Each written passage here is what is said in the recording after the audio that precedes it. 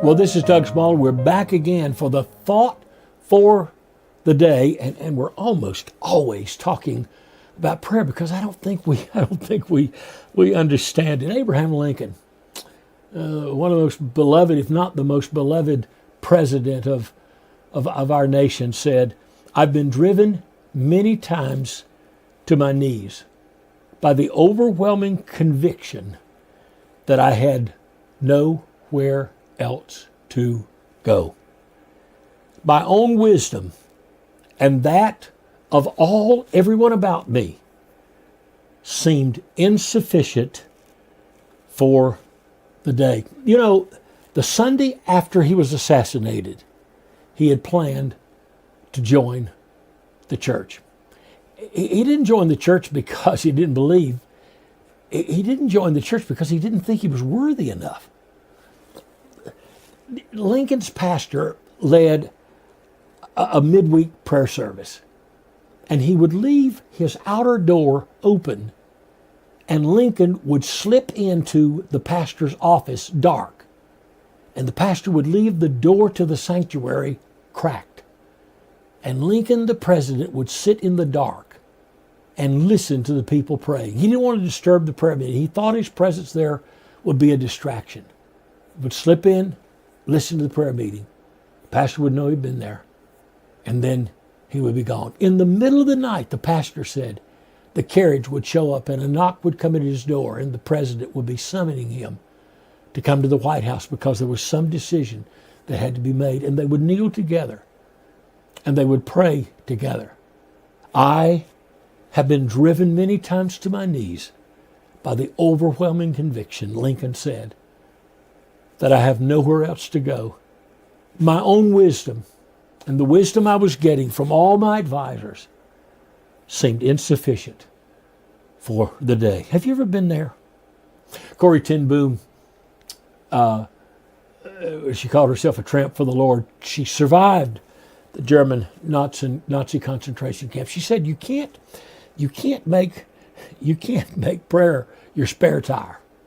You can't put it on when you have a flat tire, when you're in trouble.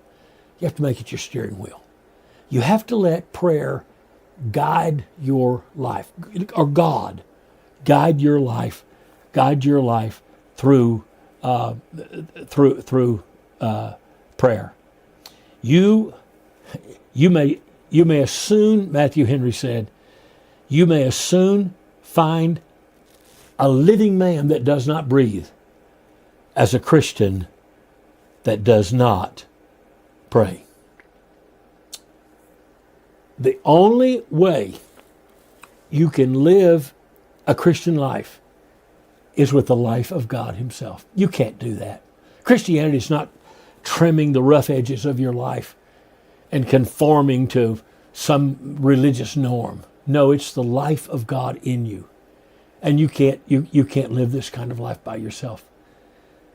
The goal is not to be like Christ. The goal is to let Christ be Himself in you and through you, touching through your touching, loving through your loving, caring through your caring, speaking through your speaking, until He, the invisible God, is made visible in you, reflecting Christ by the power and enabling of the Holy Spirit.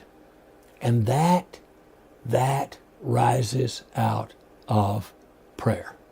There is no spiritual life apart from prayer. When God breathed on man, he became a living soul. You need the breath of God. The Bible said that Jesus breathed on them, and then He sent them to the Holy Spirit. And the breath of God turned into the wind of God, and it blew in the place. And they were animated and full of the life of God. The Hebrews say, the rabbis say, when it said that God breathed into man and he became a living soul, they say, God, have you experienced the kiss of God? You know, when you're young, I tell people I'm 107.